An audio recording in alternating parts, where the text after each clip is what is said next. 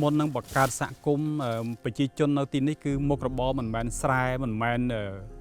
ការចិញ្ចឹមសត្វជាអត្តភាពទេមុខរបរអត្តភាពទៅពេលនោះគឺការកាប់ឈើលក់ការកាប់ឈើធ្វើធ្យូងការកាប់អុសម៉ែត្រគីបបើគិតពីឡធ្យូងវិញគឺរាប់រយនៃឡយើងជាអាណាធិបតេយ្យតែម្ដងបាទគឺអត់មានច្បាប់មានទម្លាប់អីទេប៉ុន្តែនៅពេលដែលយើងបង្កើតជាសហគមន៍គឺការកាប់ឈើរបស់ពួកគាត់នឹងគឺត្រូវបានកាត់បន្ថយការប្រមូលផលអាស័យក៏គាត់មិនចេះតែដើរកាប់ពីវាលពីកាលទៀតដែរបាទបើយើងកាប់អាស័យមានខុសច្បាប់តែយើងសុំពីប្រធានសហគមន៍កាប់ត្រឹមត្រូវលក់ដូរក៏អត់មានភ័យណាដែលចាប់ដែរបើឡើងទៅលើទៀតมันពិបាកតែត្រឹមប៉ុណ្ណឹងអត់អីទេ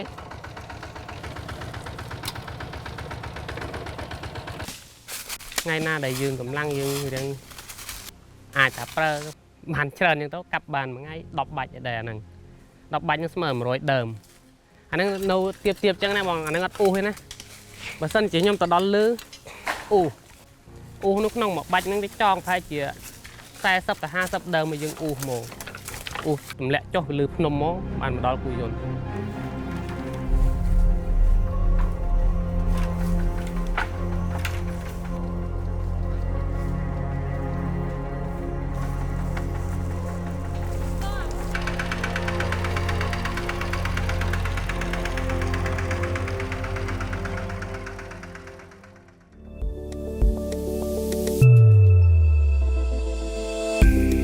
គោលបំណងសំខាន់បំផុតគឺ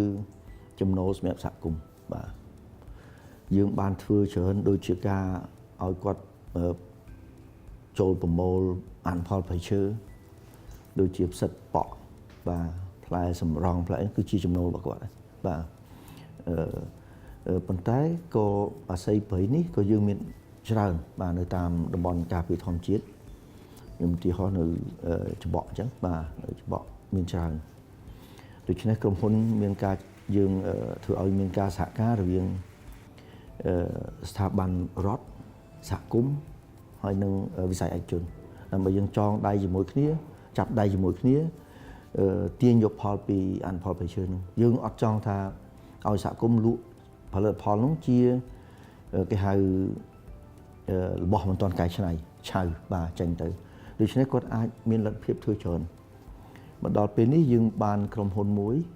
ដែលគាត់កំពុងសហការមួយយើងឈ្មោះ Leopard Bamboo ដែលគាត់កំពុងតែសាងសង់រោងចក្ររបស់គាត់បាទ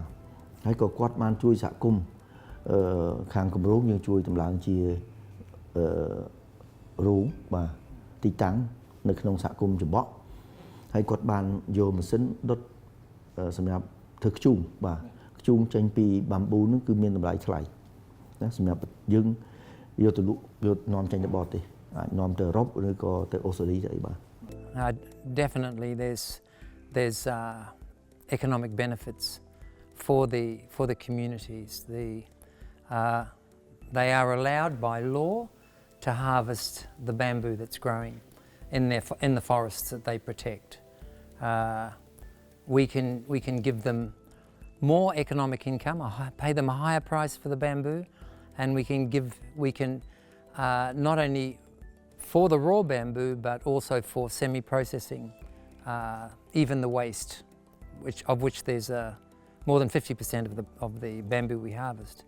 will be waste. And at the same time, CSLIP also support the community in terms of capacity building, sustainable harvesting, and especially to develop the CPA management plan, including the bamboo harvesting plan, and train them about sustainable harvesting. ខ្ញុំឃើញថាការរកចំណូលជាមួយនឹងក្រុមហ៊ុនព្រោះយើងមានកិច្ចសន្យាត្រឹមត្រូវតម្លៃមិនមែនតម្លៃនៅលើបបោមាត់ទេតម្លៃគឺយើងមានកដាស់កិច្ចសន្យាហើយមួយទៀតមានន័យថាការកំណត់ហ្នឹងគឺច្បាស់បើ3000ដើមអ្នកត្រូវទិញ3000ដើមប៉ុណ្ណេះម៉ែត្រគឺត្រូវទៅទិញប៉ុណ្ណឹងម៉ែត្រអញ្ចឹងអានេះគឺទីផ្សារមួយគឺថេអញ្ចឹងការរកចំណូលគឺមានន័យថាគឺ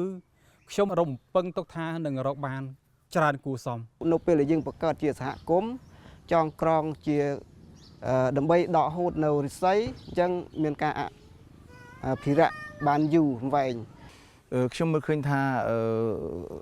ក្រុមហ៊ុនអភិវឌ្ឍវិនិយោគរបស់លាវប៉ានេះផលប្រយោជន៍ដែលជារួមដែលផ្ដល់ឲ្យគណៈកម្មការសហគមន៍យើងខ្ញុំសង្ឃឹមថានឹងការកាត់បន្ថយបទល្មើសហើយនឹងបង្កើនទៅលើប្រាក់ចំណូលរបស់ពួកគាត់ដែលបច្ចុប្បន្ននេះគាត់ពឹងផ្អែកទាំងស្រុងទៅលើការអាស្រ័យអនុផលធនធានធម្មជាតិនេះអញ្ចឹងទេនៅពេលដែលមានក្រុមហ៊ុនច្បាស់លាស់ហើយនឹងមានគោលការណ៍នៃការប្រមូលដកហូតនេះច្បាស់លាស់យើងគិតថានេះហើយដែលជាផលប្រយោជន៍សម្រាប់សហគមន៍យើងទាំងមូលពេលមកបាច់5ម៉ែត្រចេះបាន 5000 តែបើបាច់ទូច2ម៉ែត្រកន្លះបាន 2200 អញ្ចឹងដល់ 2300 ខ្ញុំគិតថាបើសិនជាក្រុមហ៊ុនចូលមកហើយប្រាក់ចំណូលដែលយើងរកបាននៅកនទូទាខ្ញុំគិតថាប្រហែលជាអាចនឹងបានផ្ទះធំគេដែរ